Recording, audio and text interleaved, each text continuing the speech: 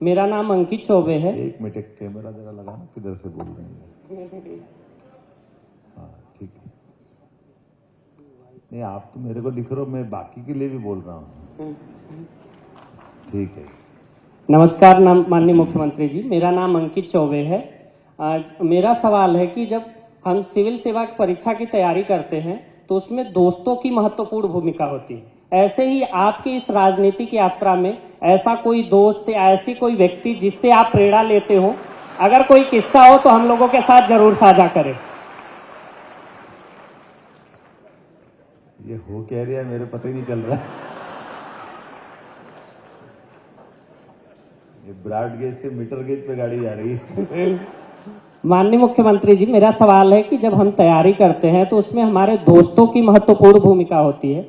ऐसे ही आपकी इस राजनीतिक यात्रा में ऐसा कोई दोस्त या ऐसा कोई व्यक्ति जिससे आप प्रेरणा लेते हो, तो ऐसा कोई किस्सा हो तो हम लोगों के साथ जरूर साझा करें।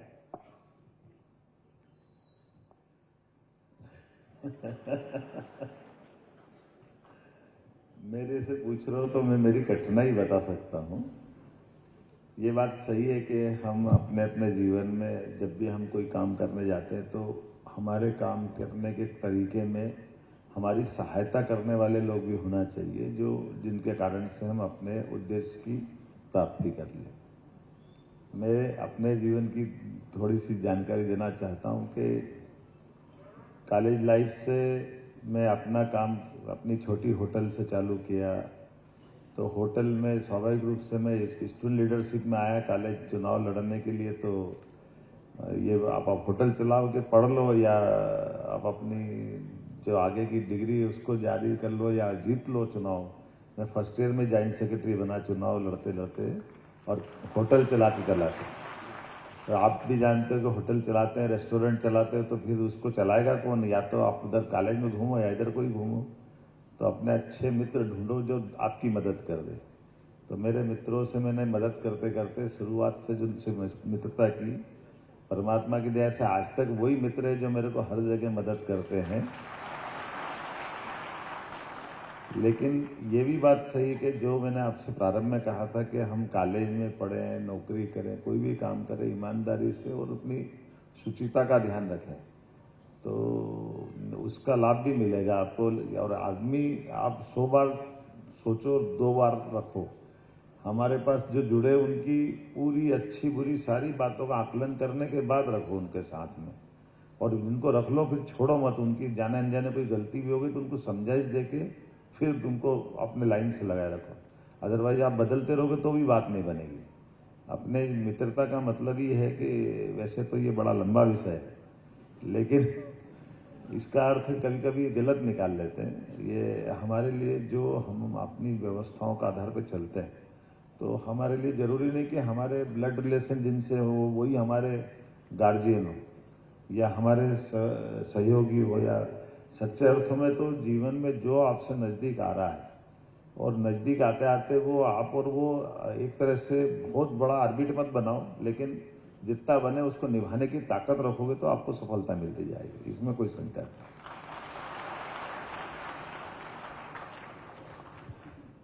धन्यवाद माननीय मुख्यमंत्री जी। अभ्यर्थियों की जिज्ञासा बढ़ती जा रही है आपके मार्गदर्शन के लिए। हमारे बीच एक और अभ्यर्थी हैं जी, आप अपना प्रश्न पूछ सकती हैं। नमस्कार माननीय मुख्यमंत्री जी।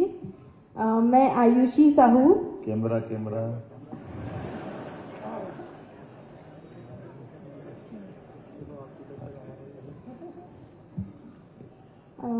मुख्यमंत्री जी, मेरा आपसे सवाल ये है, आप लोक सेवा के क्षेत्र में लंबे समय से कार्य कर रहे हैं, एक लंबा अनुभव है आपको, तो आपके अनुसार ऐसी कोई 3 बातें आप हम सभी अभ्यर्थियों को बताएं कि हम जब जन समस्याओं से डील करें तो हम उन बातों को ध्यान रखें।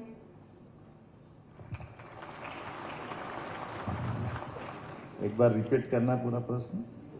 जी, माननीय मुख्यमंत्री जी, हम सभी की ओर से ये सवाल है कि आपका एक लंबा अनुभव है लोक सेवा के क्षेत्र में कार्य करने का, तो आपके अनुसार हम ऐसी कौन सी 3 बातों का ध्यान रखें कि जब हम जन समस्याओं से डील करें तो हम इन बातों का ध्यान रखें उनसे डील करते वक्त? देखिए, बहुत सरल बात है जो आपने बात कही, लेकिन बहुत कठिन भी है। एक तो हम कोई भी जिन बातों, देखो ये अब मैं वैसे पब्लिकली कैसे बोलना चाहिए मेरे को मालूम नहीं है, लेकिन ये बात सही है कि मैं मेरी बता सकता हूँ कि मैं कैसे करता हूँ। मैं जिस दिन पूरा दिन गुजारता हूँ, रात में बैठ करके डायरी मेंटेन करता हूँ कि मेरा आज का दिन कहाँ कहाँ कैसे कैसे बीता, क्या क्या हुआ, और किसी से व्यक्तिगत रूप से मिल के आता हूँ। किसी से कोई वरिष्ठ है जिनसे मार्गदर्शन लेना चाहिए, विचार विमर्श करना चाहिए, तो इम्पोर्टेंट पॉइंट उसमें नोट करता हूँ, वो मेरी अपनी डायरी में नोट करके रख लेता हूँ। जब दोबारा उनसे मिलने जाएंगे तो उनके बताए गए मामलों में हमने उनसे आगे बढ़ के बताते तो सामने वाले को अच्छा लगता है और हमको भी लगता है कि हमने स्मरण रखा है।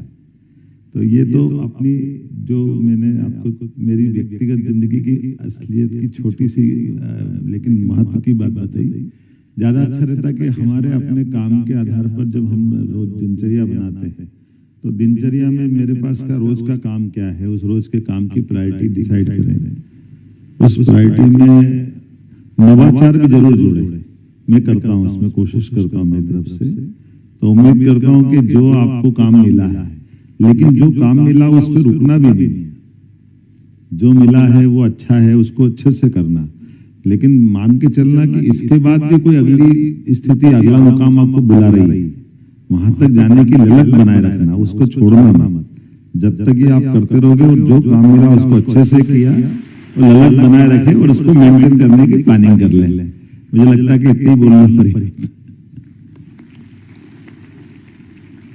बहुत ही अच्छा सफलता का मंत्र माननीय मुख्यमंत्री जी ने दिया। और कोई अभ्यर्थी है जो अपनी जिज्ञासा साझा करें? नमस्कार माननीय मुख्यमंत्री जी, मेरा नाम अंकित चौबे है। एक मिनट, कैमरा जरा लगाना, किधर से बोल रहे हैं? हाँ, ठीक है। नहीं, आप तो मेरे को दिख रहे हो, मैं बाकी के लिए भी बोल रहा हूँ। ठीक है। नमस्कार माननीय मुख्यमंत्री जी, मेरा नाम अंकित चौबे है। मेरा सवाल है कि जब हम सिविल सेवा की परीक्षा की तैयारी करते हैं तो उसमें दोस्तों की महत्वपूर्ण भूमिका होती है। ऐसे ही आपकी इस राजनीतिक यात्रा में ऐसा कोई दोस्त या ऐसी कोई व्यक्ति जिससे आप प्रेरणा लेते हो, अगर कोई किस्सा हो तो हम लोगों के साथ जरूर साझा करें। ये हो कह रहा है, मेरे पता ही नहीं चल रहा। ये ब्रॉड गेज से मीटर गेज पे गाड़ी जा रही है। माननीय मुख्यमंत्री जी, मेरा सवाल है कि जब हम तैयारी करते हैं तो उसमें हमारे दोस्तों की महत्वपूर्ण भूमिका होती है। ऐसे ही आपकी इस राजनीतिक यात्रा में ऐसा कोई दोस्त या ऐसा कोई व्यक्ति जिससे आप प्रेरणा लेते हो, तो ऐसा कोई किस्सा हो तो हम लोगों के साथ जरूर साझा करें।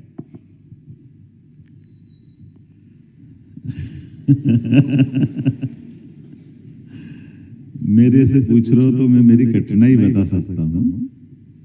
ये बात सही है कि हम अपने अपने जीवन में जब भी हम कोई काम करने जाते हैं तो हमारे काम करने के तरीके में हमारी सहायता करने वाले लोग भी होना चाहिए, जो जिनके कारण से हम अपने उद्देश्य की प्राप्ति कर लें।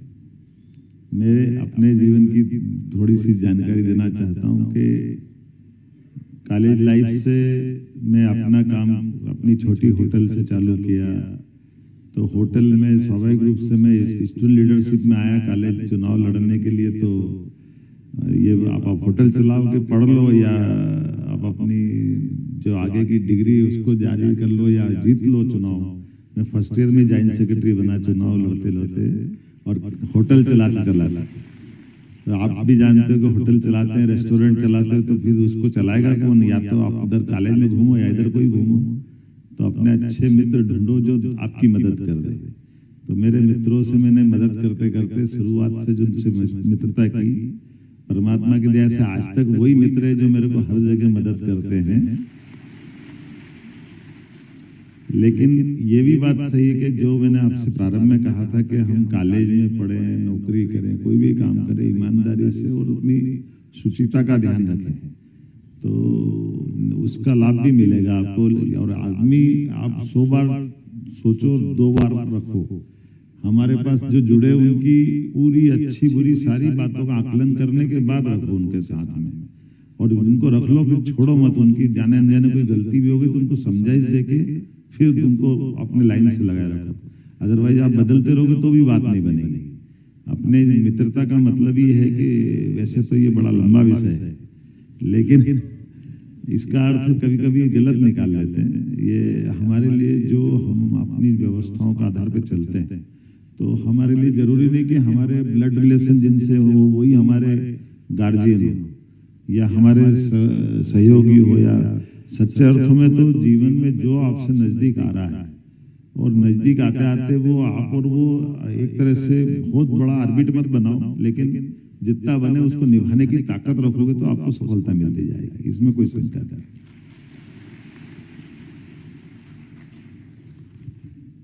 धन्यवाद माननीय मुख्यमंत्री जी। अभ्यर्थियों की जिज्ञासा बढ़ती जा रही है आपके मार्गदर्शन के लिए। हमारे बीच एक और अभ्यर्थी हैं। जी, आप अपना प्रश्न पूछ सकती हैं। नमस्कार माननीय मुख्यमंत्री जी। मैं आयुषी साहू। कैमरा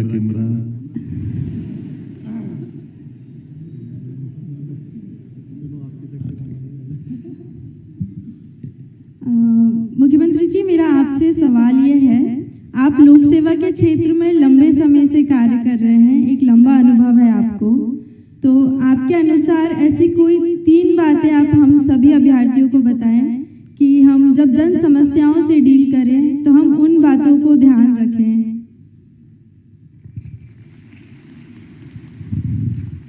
एक बार रिपीट करना पूरा प्रश्न। जी, माननीय मुख्यमंत्री जी, हम सभी की ओर से ये सवाल है कि आपका एक लंबा अनुभव है लोक सेवा के क्षेत्र में कार्य करने का, तो आपके अनुसार हम ऐसी कौन सी 3 बातों का ध्यान रखें कि जब हम जन समस्याओं से डील करें तो हम इन बातों का ध्यान रखें उनसे डील करते वक्त? देखिए, बहुत सरल बात है जो आपने बात कही, लेकिन बहुत कठिन भी है। एक तो हम कोई भी जिन बातों को लेके चलेंगे, उस बातों को खास करके उसका इफेक्ट किस पे आ रहा है, क्या आ रहा है, उसकी गंभीरता का एहसास हमको होना चाहिए। हमारे द्वारा किए गए काम के आधार पर हमारी वो गरिमा बढ़ाने वाला काम होना चाहिए। जाने अनजाने भी हमसे उसमें गलती न हो, ये प्रयास रहना चाहिए। परमात्मा तो नहीं है, हम तो इंसान हैं, हो सकता गलती भी होगी, लेकिन हमारा इंटेंशन गलत नहीं होना चाहिए। हमारा इंटेंशन हमेशा सही दिशा में होना चाहिए कि भाई हम इसको कितना अच्छा और कैसे बेहतर कर सकते हैं। दूसरा, मैंने मेरा प्रयास किए थे कि कोई भी विभाग में बैठे हैं अगर, तो उस विभाग के दायरे से बाहर आकर के भी उस विभाग को गौरवान्वित वाले मौके जरूर ढूंढते रहो। कभी कभी हमको विभाग का अहंकार भी हो जाता है कि बस मैं ये कर रहा हूँ तो मेरे इस विभाग के लिए, मेरे उस बात के लिए, मेरे काम के लिए बस यही सब कुछ है। तो वो भी विभाग भी सही है, लेकिन उसके अलावा भी बाकी परिस्थितियां दूसरे विभाग तालमेल की दृष्टि से भी होना चाहिए। और तीसरी महत्व की बात है कि हमारे जीवन से जहां से हम आए वो जड़ों को नहीं काट रहे। हम अहंकार पालने अधिकारी बन गए, बड़े आदमी बन गए, हमारे जीवन में हमने बहुत हासिल कर लिया, ये सब मैं अब इसको क्या बोल सकता हूँ। जैसे मैं आज का ही उदाहरण देता हूँ, मैंने अभी एक थोड़ा सा एक कठोर निर्णय लेके आया।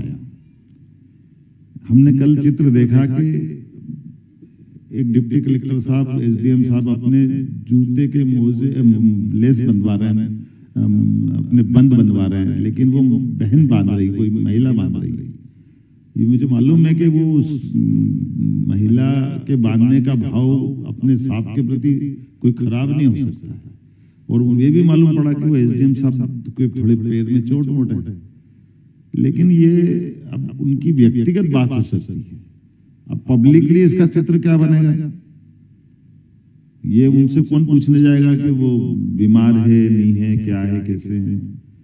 हमारा तो इम्पैक्ट एकदम से सब पे आएगा ना, पूरे समाज पे। हमने कहा भले बीमार है तो आप या तो छुट्टी पे चले जाते थे, उनको कौन ने रोका। लेकिन अगर आपने पब्लिकली अपने लेस बंधवाए तो हम तो अपने कार्यक्रम की शुरुआत बहनों की पूजा से करते हैं। माता बहनों की इज्जत करना हमारा काम है। हम कैसे बर्दाश्त कर सकते कि भाई आप जस्टिफाई नहीं हो सकते, आप न्याय संगत नहीं हो। तो हमने कहा हम आपको सस्पेंड नहीं कर रहे, लेकिन वहां से तो हटा ही देंगे जहां आप बैठे हो, अगली बार आपको ध्यान में आ जाएगा क्या करना है। तो ये ऐसे कई सारे छोटे छोटे ऐसे, लेकिन ये परमात्मा की कृपा है। आप अपने जीवन में, ये तो मेरे को लगता तो मैंने कर दिया। जैसे अभी आपने यहाँ कहा कि हमको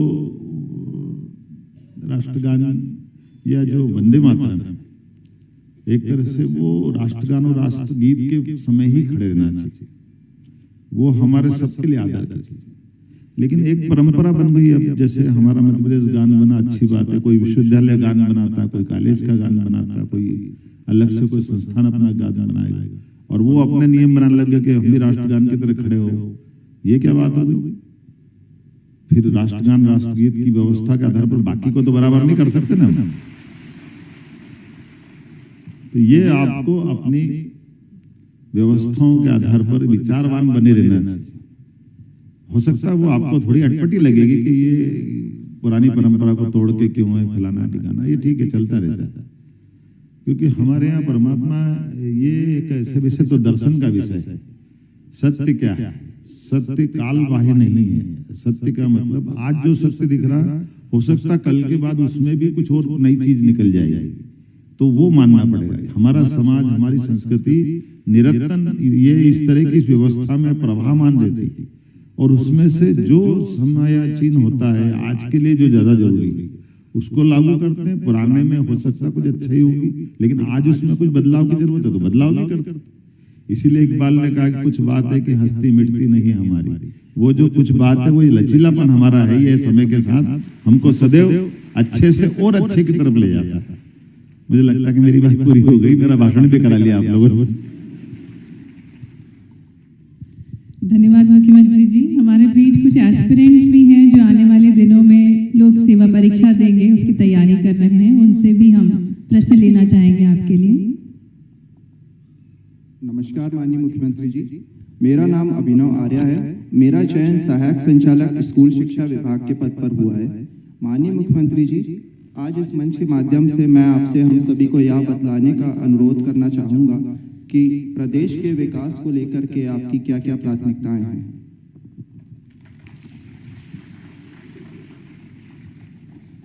देखिए, प्रदेश का विकास केवल एक ही सेक्टर में नहीं हो सकता है। इसको अगर मैं समूचे ढंग से कहूं तो ये सभी क्षेत्रों में समान रूप से, और खास करके इसका मूल लक्ष्य पंडित दीनदयाल जी का वो अंत्योदय, जिसमें आखिरी से आखिरी व्यक्ति बैठा है, उसके जीवन में बदलाव आना चाहिए। उसको ये लगना चाहिए कि हाँ ये विकास हुआ, अर्थात उसके लिए जो उसकी जरूरतों की पूर्ति भी हमने सहजता से कर दी एक। लेकिन उसके केवल व्यक्तिगत सुख की सब कुछ कर दी तो भी बात नहीं बनेगी। हमारी जो गौरवशाली परंपरा है, उस परंपरा से जोड़ करके हमने सर्वे भवन्तु सुखिनः सर्वे सन्तु निरामया वहां तक ले जाना। तो विकास की एक दर्शन अलग अलग प्रकार के भी। एक दर्शन ये भी कहता रोटी कपड़ा और मकान जीवन के बस 3 निशान। केवल रोटी कपड़ा मकान दे दो तो बात बन जाएगी क्या? तो हमारे जितने साधु संत है वो तो हमको मालूम है, रोटी कपड़ा मकान सब छोड़ करके अलग अलग संसार में जाते हैं। तो उनके जीवन में क्या है, वो कोई उनकी कौन सा दर्शन है? तो सुख क्या है, सुख के पीछे क्या उसका आधार क्या है, उसकी ये जो बड़ा लंबा विषय है। लेकिन अभी तो अपन अपने प्रदेश में आ जाए। ये सभी क्षेत्रों में सभी विभाग अपने समन्वित रूप से मध्य प्रदेश को देश के नंबर 1 राज्य पे ले जाए, और देश माननीय प्रधानमंत्री के नेतृत्व में नंबर 1 का देश बने। इसलिए अमृत काल के लिए हमने ये लक्ष्य लिया है। सभी विभाग समन्वित रूप से अपनी अपनी भूमिका निभाए इसी पर। धन्यवाद महोदय। धन्यवाद माननीय मुख्यमंत्री जी। एक अंतिम प्रश्न लेना चाहेंगे समय को देखते हुए। नमस्कार सर, मेरा नाम अंशिका ठाकुर है। मैं सिविल सेवा की तैयारी कर रही अभ्यर्थी हूँ। अच्छा, ठीक है। नमस्कार सर, मेरा नाम अंशिका ठाकुर है। मैं सिविल सेवा की तैयारी कर रही अभ्यर्थी हूँ। मेरा आपसे यह प्रश्न है कि लोक सेवा परीक्षा की तैयारी कर रहे प्रदेश के युवाओं को आप स्ट्रेस मैनेजमेंट के लिए क्या टिप देंगे? ये रिपीट तो हो गया प्रश्न वापस। 3 नंबर की बच्ची ने किसने पूछा था ये? चलिए कोई बात नहीं, एक बार फिर रिपीट करना तो थोड़ा अलग कर लेते हैं इसको। आप परीक्षा की तैयारी कर रहे प्रदेश के युवाओं को स्ट्रेस मैनेजमेंट के लिए क्या टिप देंगे? मेरे जीवन का तो उल्टा अनुभव बता सकता हूँ अभी, आपको जचे तो बताना। बेटे हैं, मैं बीएससी एलएलबी करके 86 के आसपास में एक अच्छे पीएससी चेयरमैन के साथ बैठ करके बात कर रहा था। ऐसे ही कुछ कारण से उनकी मेरे से आत्मीयता, कोई दूसरी बात थी, तो बातचीत करते करते उन्होंने कहा कि भैया आप पीएससी दे रहे हो क्या? तो मैंने कहा क्यों? बोले आप डिप्टी कलेक्टर तो मैं आपको बना ही सकता हूँ, इसमें मैं आपकी मदद करूँगा। मैंने कहा ये आपको धन्यवाद, पर मेरे मुंह से उस समय तुरंत निकल गया कि आप मेरे को क्या डिप्टी कलेक्टर की बात करो, आईएएस अधिकारी मेरे हाथ के नीचे काम करेंगे, कहाँ चक्कर में पड़ रहा हूँ।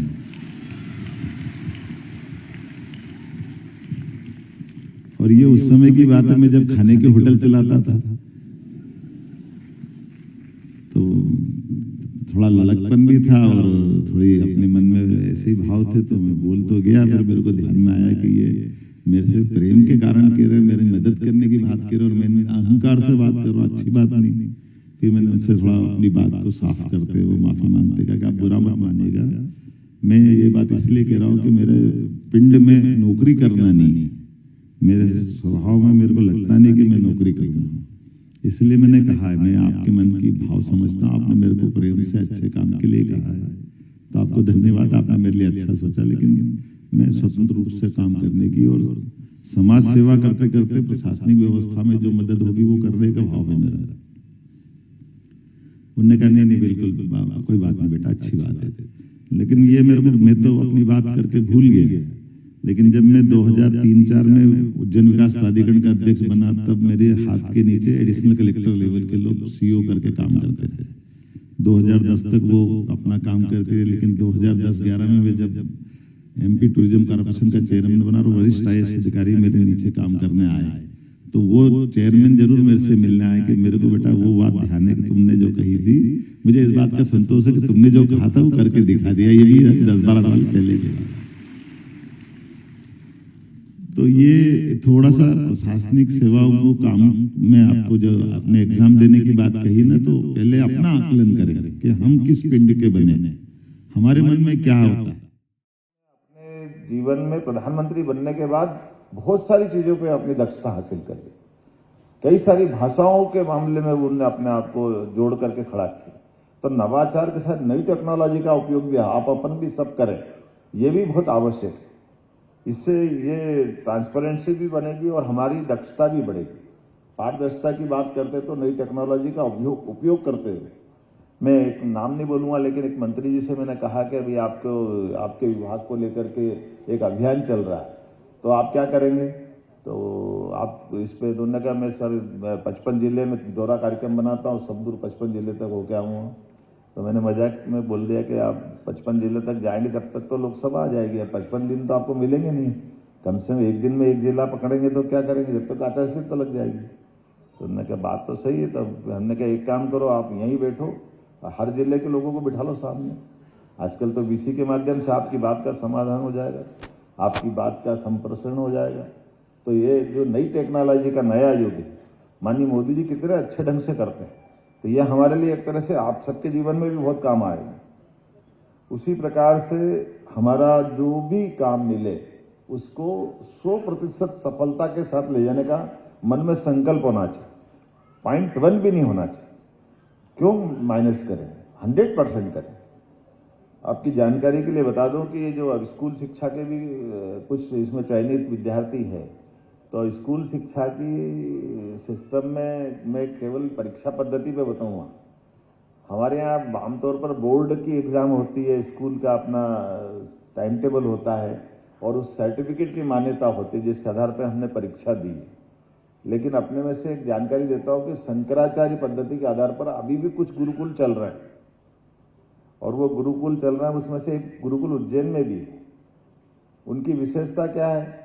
उनकी विशेषता ये कि वो जिस गुरुकुल में उनके विद्यार्थी को पढ़ाते तो कम से कम 10 बार उसकी कठिन परीक्षा लेके उसको हतोत्साहित करते कि आप हमारे पास आओ ही मत, क्यों ना हो? क्योंकि इसलिए कि वो उनका बहुत कठिन मार्ग है, लेकिन उसमें आने वाले जो आ जाते हैं उनको संकल्पित रूप से जो आते हैं उनकी पढ़ाई कैसे कराते हैं? तो पढ़ाई ऐसी कराते हैं कि वो 100 में से 100 ही नंबर लाना, 99 लाए तो भी फेल, उसमें कोई गुंजाइश नहीं, कोई सप्लीमेंट्री नहीं, कोई 33% का मार्क्स नहीं है। और उसके बाद आगे भी पढ़ लिए तो पढ़ने के आधार पे पूरा जीवन भी उसी तरह से व्यतीत करना है, ये उसका मार्ग है। और आखिरी में ये कि उसके बाद भी कोई सर्टिफिकेट नहीं देंगे कि आप पास हो गए। पास हो गए मतलब ये आपको मालूम और गुरु को मालूम है, पूरा जीवन उस मार्ग पे ले जाना है। ये गुरुकुल पद्धति है।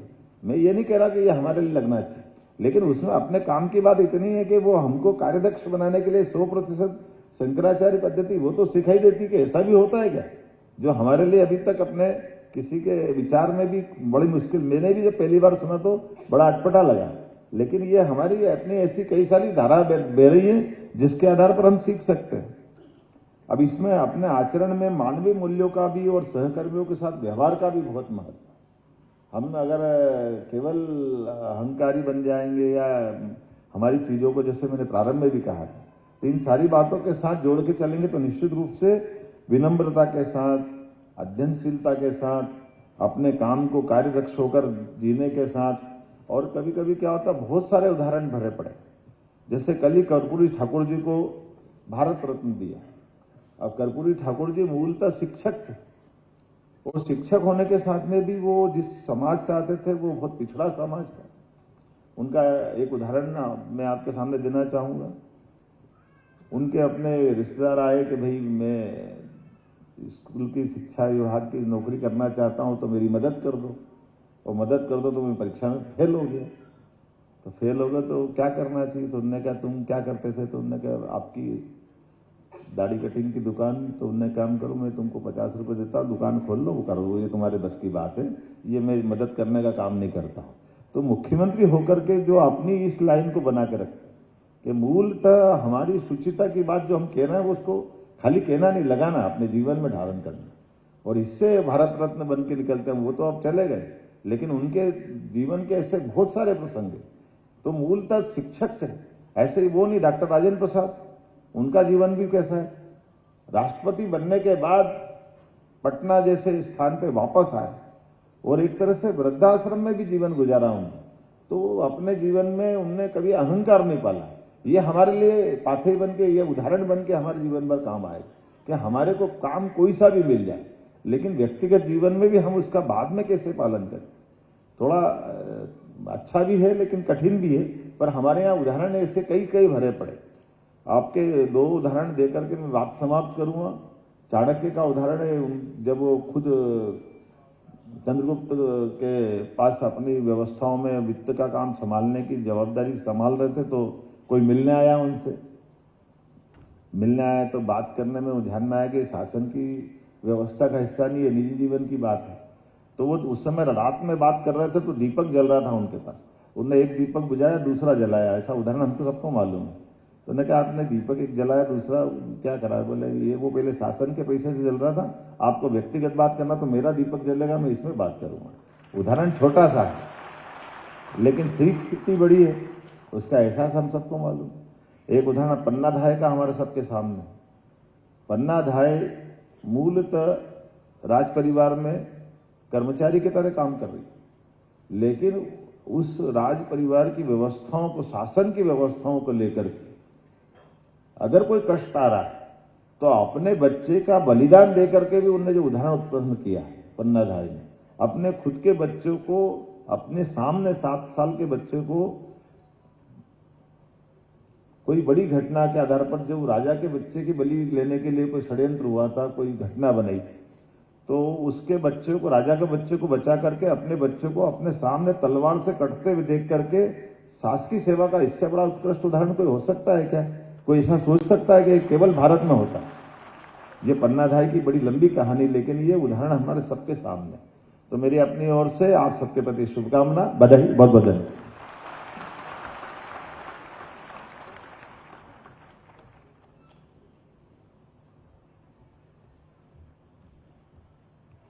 बहुत बहुत धन्यवाद माननीय मुख्यमंत्री जी। आप निश्चित ही युवा शक्ति आपके साथ है और मध्य प्रदेश को विकास की नई ऊंचाइयों तक लेके जाएंगे हम सभी। और अब हम आमंत्रित करने जा रहे हैं अभ्यर्थियों को और निवेदन करेंगे माननीय मुख्यमंत्री जी से कि आप अभ्यर्थियों को नियुक्ति पत्र प्रदान करें। इसी क्रम में सबसे पहले मैं मंच पर आमंत्रित कर रही हूं कमर्शियल टैक्स डिपार्टमेंट से सुश्री वर्षा पवार, वाणिज्य कर अधिकारी के पद पर आपकी नियुक्ति हो रही है। आइए तालियों के साथ हम सभी अभ्यर्थियों का स्वागत करें। सुश्री वर्षा पवार, वाणिज्य कर अधिकारी, कमर्शियल टैक्स डिपार्टमेंट।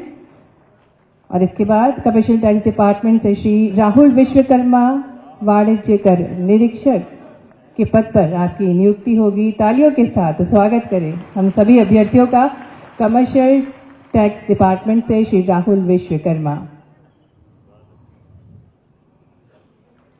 बहुत सारी शुभकामनाएं Shri Rahul Vishwakarma ji. Commercial tax excise department से सुश्री नेहा प्रजापति, आबकारी उप निरीक्षक के पद पर आपकी नियुक्ति होगी। आपको बहुत सारी शुभकामनाएं।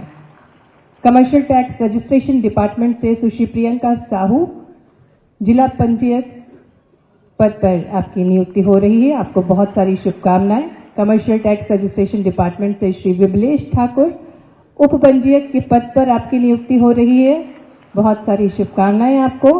कोऑपरेटिव डिपार्टमेंट से सुश्री नेहा मौर्य, सहकारिता निरीक्षक के पद पर आपकी नियुक्ति हो रही है। कोऑपरेटिव डिपार्टमेंट श्री अखिलेश पाठक, सहकारिता निरीक्षक।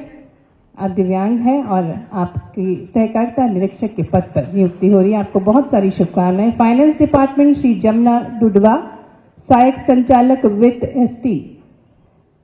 तालियों के साथ स्वागत करें हम सभी अभ्यर्थियों का। फाइनेंस डिपार्टमेंट से श्री दयाराम डाबर, सहायक संचालक स्थानीय निधि संपरीक्षा। आपको बहुत सारी शुभकामनाएं श्री दयाराम डाबर जी। फूड एंड सिविल सप्लाई से श्री सम्यक जैन, सहायक संचालक के पद पर आपकी नियुक्ति हो रही है। बहुत सारी शुभकामनाएं श्री सम्यक जैन जी।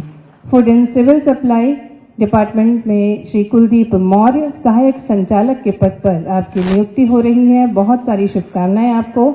जीएडी कार्मिक सुश्री Priya Pathak, deputy collector, Hardua colony, ग्राम नागौर, जिला सतना। बहुत सारी शुभकामनाएं सुश्री प्रिया पाठक जी आपको। जीएडी डिपार्टमेंट में ही Sushri Priyanka Bhalavi, deputy collector, Rajendra ward, Betul. बहुत सारी शुभकामनाएं सुश्री प्रियंका भलावी जी। गृह विभाग से में श्री अक्षय डिग्रसे, डीएसपी। श्री अक्षय जी आपको बहुत सारी शुभकामनाएं। गृह विभाग में ही सुश्री अन्नपूर्णा सिरसाम, डीएसपी के पद पर आपकी नियुक्ति हो रही है। बहुत सारी शुभकामनाएं सुश्री अन्नपूर्णा जी। जेल विभाग में श्री संस्कार बावरिया, जिला जेल अधीक्षक के पद पर आपकी नियुक्ति हो रही है।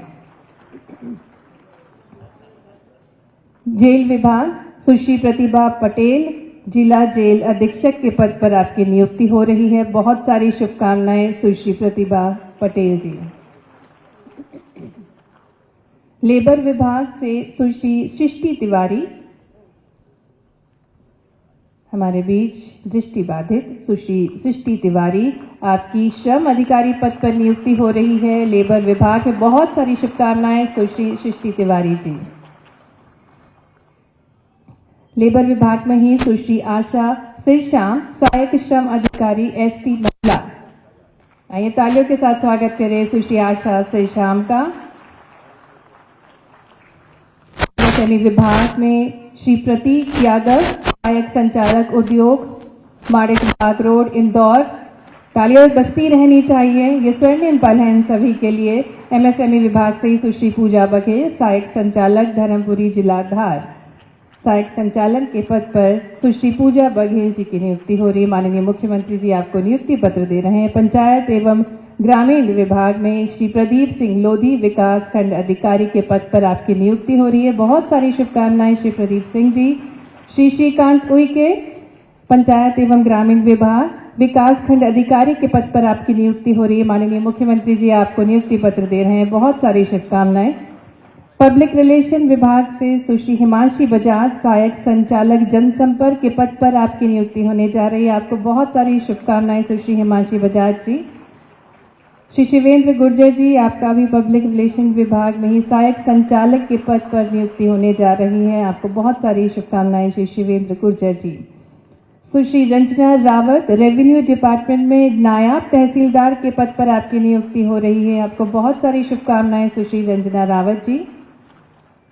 श्री शशांक जैन, रेवेन्यू डिपार्टमेंट में ही नायब तहसीलदार के पद पर आपकी नियुक्ति होने जा रही है। आप दृष्टि बाधित हैं, तो बहुत सारी शुभकामनाएं श्री शशांक जैन जी। नायब तहसीलदार के पद पर आपकी नियुक्ति हो रही है। स्कूल एजुकेशन डिपार्टमेंट से सुश्री शीलू शर्मा, सहायक संचालक के पद पर आपकी नियुक्ति हो रही है। तालियों के साथ हम स्वागत करें सुश्री शीलू शर्मा जी का।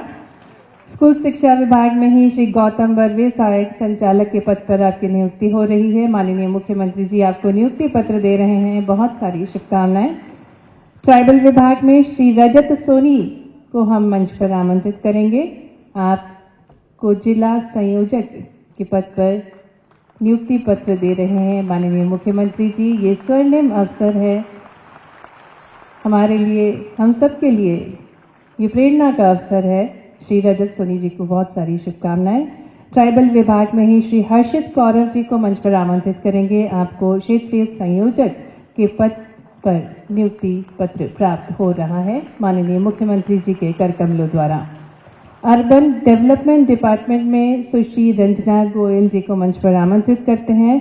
आप मुख्य नगर पालिका अधिकारी के पद पर नियुक्ति पत्र प्राप्त कर रहे हैं। तालियों से हम स्वागत करें, अभिनंदन करें सभी अभ्यर्थियों का। अर्बन डेवलपमेंट डिपार्टमेंट में ही श्री धर्मराज यादव जी, जिन्हें मुख्य नगर पालिका अधिकारी के पद पर नियुक्ति पत्र माननीय मुख्यमंत्री जी के शुभ कर कमलों द्वारा नियुक्ति पत्र प्राप्त हो रहा है। बहुत बहुत धन्यवाद माननीय मुख्यमंत्री जी। कार्यक्रम को आगे बढ़ाते हुए मैं आग्रह करना चाहूंगी श्रीमती रश्मि अरुण शमी जी, प्रमुख सचिव स्कूल शिक्षा विभाग से, कि वे प्रदेश की विगत 20 वर्षों की प्रगति यात्रा एवं प्रमुख सामाजिक एवं आर्थिक संकेतकों का प्रस्तुतिकरण करें। साथ ही मध्य प्रदेश सरकार के परिप्रेक्ष्य में नीतियों एवं कार्यक्रमों का प्रस्तुतिकरण करें।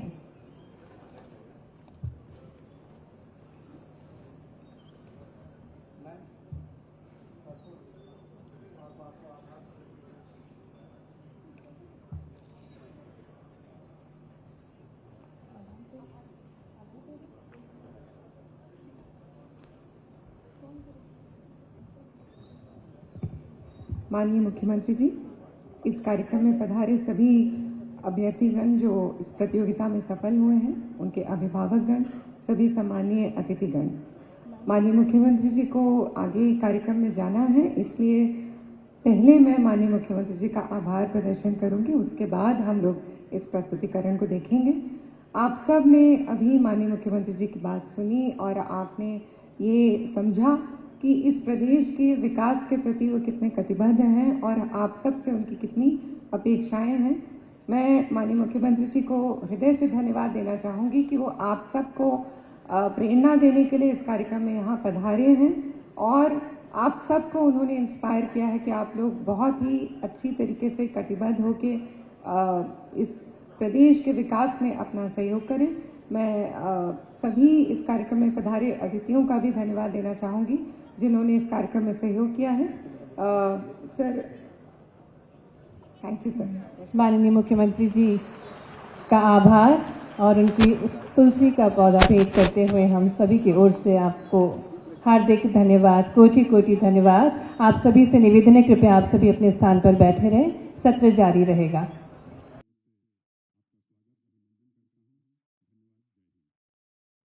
तो आप सीधी तस्वीरें देख पा रहे थे जहां पर आज